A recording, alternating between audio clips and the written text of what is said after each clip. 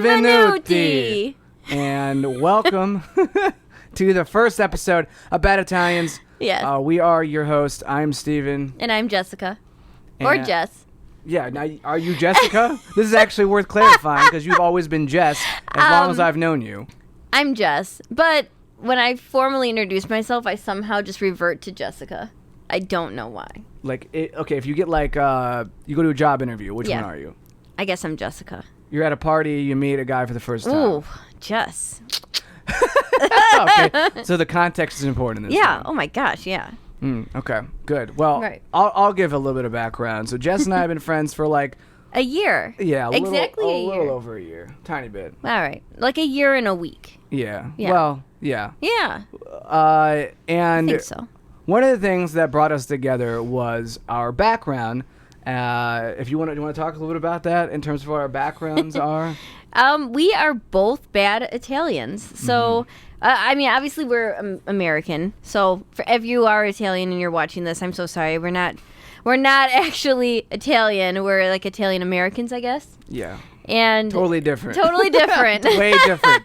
Italians, like they dress so well and they're like really sophisticated and they eat right and healthy, and I don't think we do any of that. We order like takeout all the time. So, I think we're pretty bad. You still have family in Italy. Yeah, it's true. Nice. So we both have parents who have Italian background. Yeah. One who's like both of their parents were Italian. Yeah. Yeah. And then another one who one of their parents was Italian. Yeah. Like half. They're half. Yeah. So we say like we're 75% Italian, both of us. Woo! I don't really know that that's like the proper way of saying what we are, but that's what we say. That's proper because I did my ancestry DNA test, which you really need to do. Yeah, jury's still out on me. And I am, wait for it, 72% Italian. Mm-hmm. So.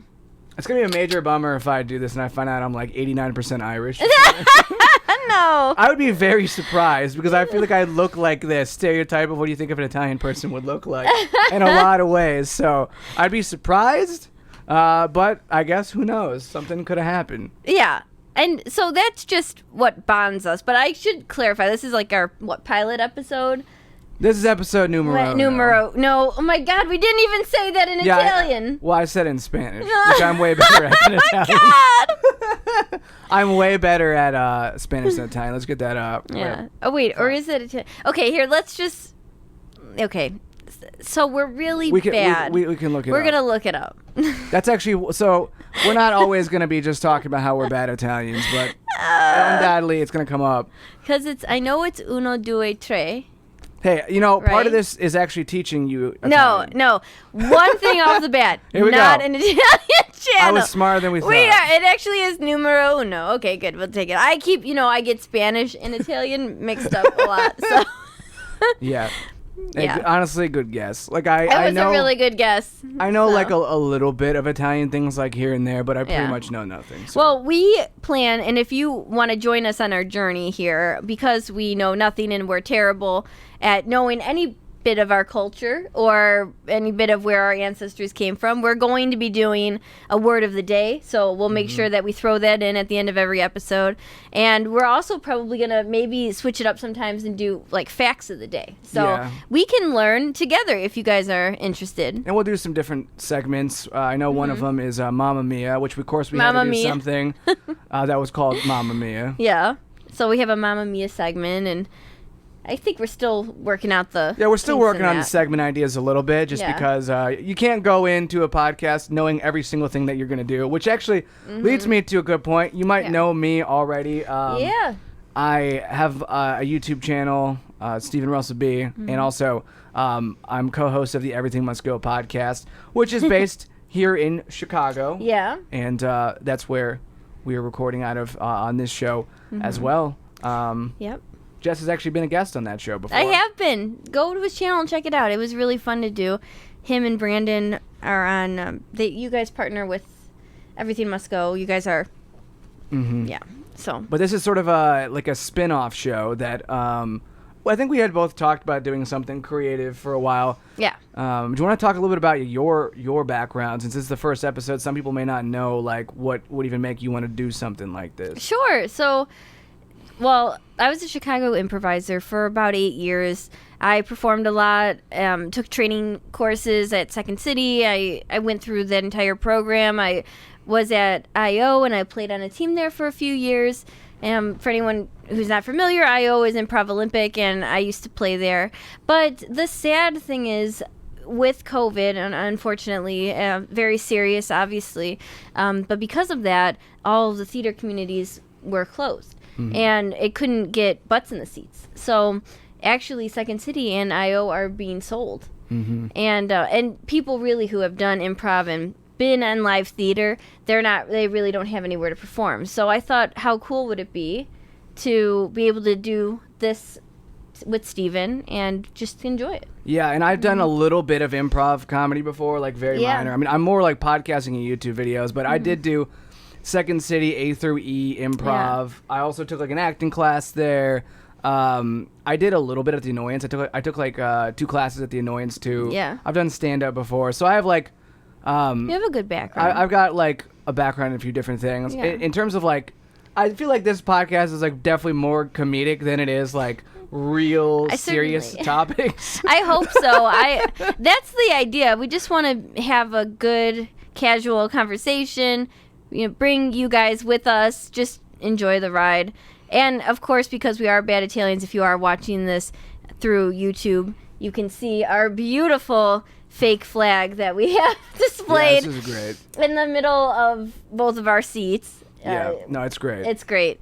We literally did not have anything Italian. Yeah, but I think this was great. This is actually a good embodiment of, I feel like, the entire show right here. Yeah. To be honest with you. Exactly. I do think because you and I both have the improv background, we should occasionally, and maybe you can expect us doing random improv moments within the show. Could be fun. Whatever those are, I guess we'll have to see, because I don't know what they are yet, but they could happen. I think so. I think that would be great. At some point. Yeah, I would love that. We've actually experimented doing that just a bit, like playing characters. So I think you'll see more collaborations as time goes on. I definitely miss playing characters. I miss being out there and doing, improv and things like that. And you always think you have so much time to do something, like, I'll do it again, like I'll get to it, like, but you know what, like this pandemic has kind of taught me that if you want to do something, just go for it. I mean, you have nothing to lose, and you can make some friends, so nothing wrong with that. Okay, so I got a topic. Sure, please. What's the good and bad of being associated as an Italian American? Ooh. Let's do what's the good? What's some of the good that you hear that you do like? The good news is you end up going to like the same restaurants as a lot of people. You do. You end up going to the same restaurants, and then you get to know people that way. And so there are people that I'll go into a restaurant and I'll see somebody I know, and they'll come over and talk to us, or we'll go over and talk to them. And that's a lot of fun. You feel like you're in a small community. You don't feel alone like that, which is really nice. Mm-hmm. Yeah, how about for you? I totally agree. I definitely think that, like, whenever I meet somebody who has, like, an Italian background, like, I could just tell by, like, their last name. Yeah. Or there's just, like, something about them. I'm like, I like, you could feel that sort of connection sometimes. Mm-hmm. I like that a lot, and I like that a lot of us have that close, like, family bond of some kind. Like, yeah. I mean, I have talked about before how I do like in that. my family, like, our Christmas parties on just one, like just on my mom's side, we've had every year we have a Christmas party, and on just one side of my mom's family there's like 80 people, and on another side of my mom's family there's like 80 people. Yeah, and that's just like just a part of the family on both of those. Did this happen to you at all? Did you ever open gifts from people you didn't know? Yes. I at some point. I would get these gifts, and I'd be like, Mom, who is this person? They'd be like, oh, it's your cousin's, uncle's, nephew's, first wife's, kid. Yeah, it's interesting. I gave you this gift, and I was like, do I have to get them something? Because I don't know. I don't even know what they look like. Well, just getting introduced to people that you're like, oh yeah, this is your third cousin's sister's. I wish I could be kidding you, but I would be just sitting around at parties on my mom's side, And I would say, like, Mom, I don't know how we're related to, like, half of this. All the time. And she would have to, like, clarify for me. And then I'd feel really stupid because, like, I'd be sitting across from somebody. They clearly would see that I'm not quite sure who they are. Yeah, I totally relate to that.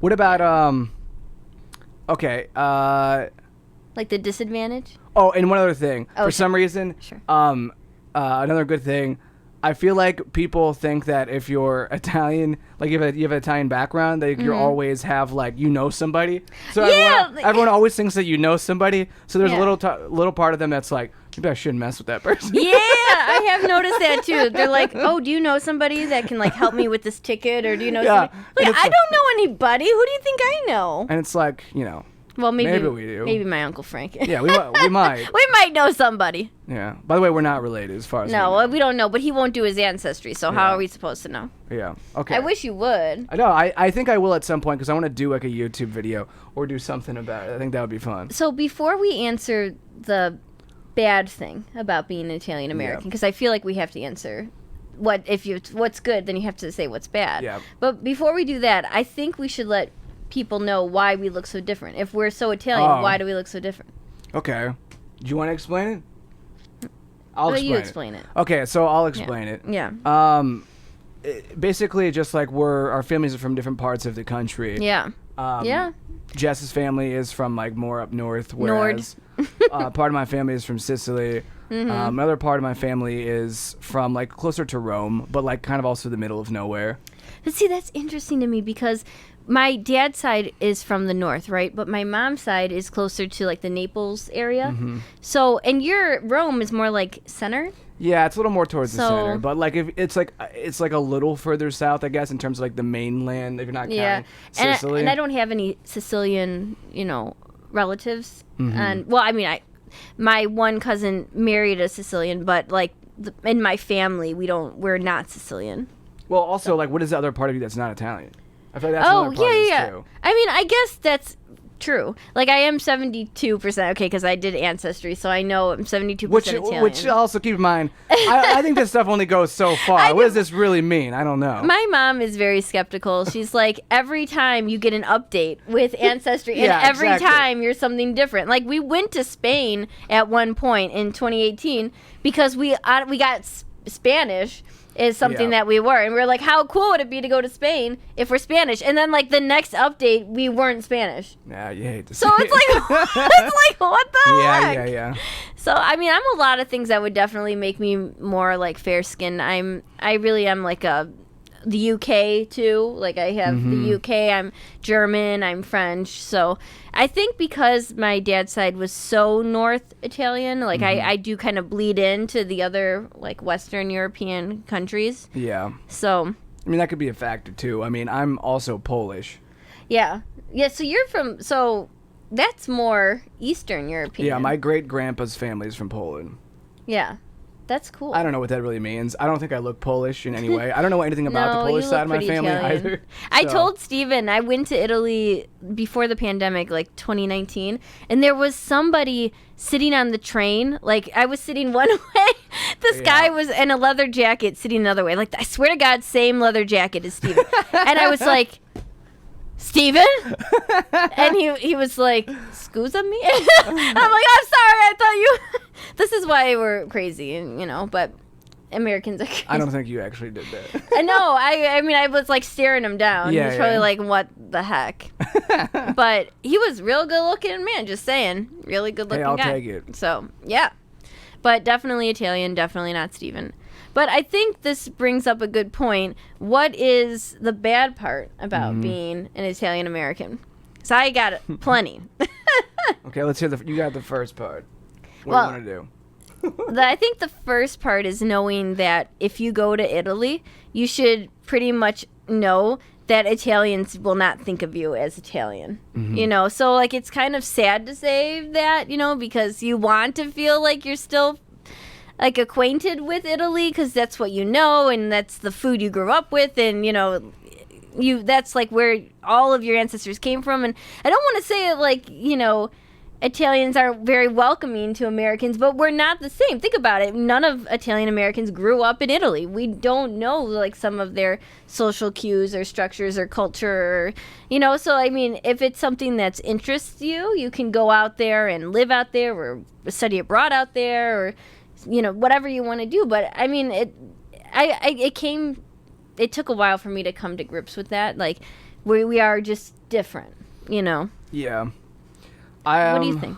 Okay, so one of the first bad things I think about is ever since Jersey Shore. Oh, God. Out, everyone's always been like, gym tanning laundry. No. Or just like, I remember there was a phase where, let's say I would, anything I would buy, like anything I would start wearing, my friends would just add the word Guido in front of it. Oh, so it's like, hey, nice Guido shirt. No. Nice Guido shoes. So, like, that would always just, like, get added to, like, the front of whatever it was that I was doing. That show was bad. Did you know that the Jersey Shore cast got kicked out of Italy?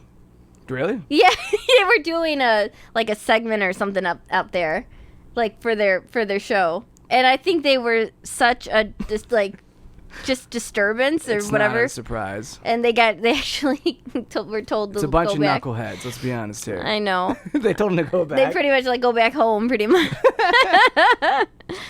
But yeah, maybe it's time for our segment. Okay.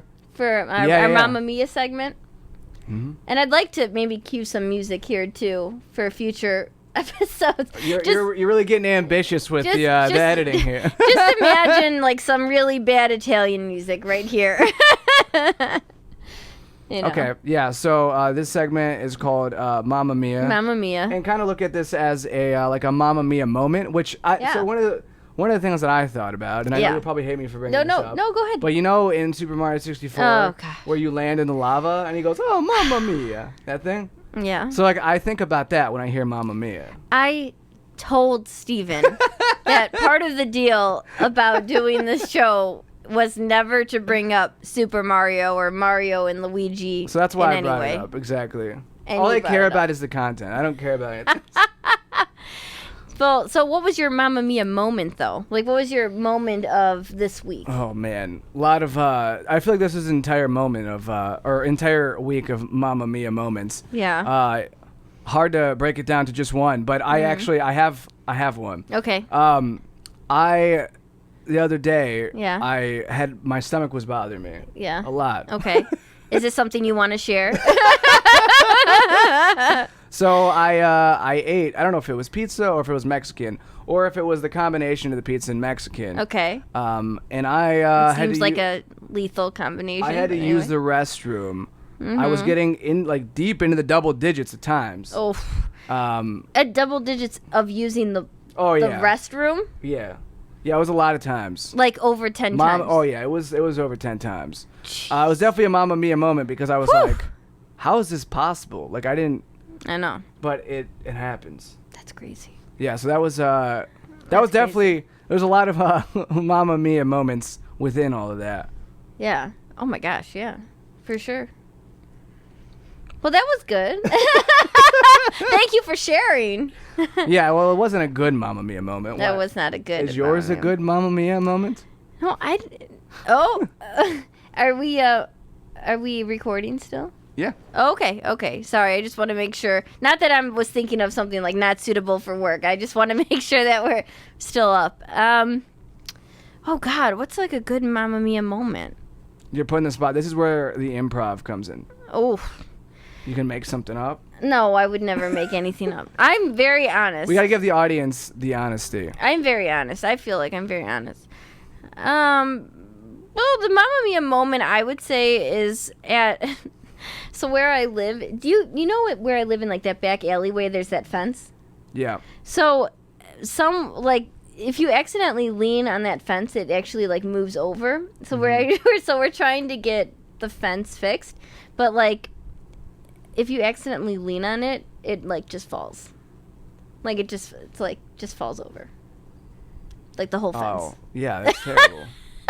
So that's gonna be like knocked down for good, and we're getting a new fence. So that's good. But like the hard part is like when we social distance on on the rooftop, I had to tell people that, like our friends, I had to say, like, okay, I know we're all staying far away from each other, but, like, don't lean against the fence. Because, like, that fence is not really a fence. It just looks like a fence. It appears like a fence. It appears like a fence, and it will just fall over. So don't do it. You hate to see that. You hate to see it. Everything breaks off. Like, all the doors. Did you see it where the door was completely off? No, I didn't, actually.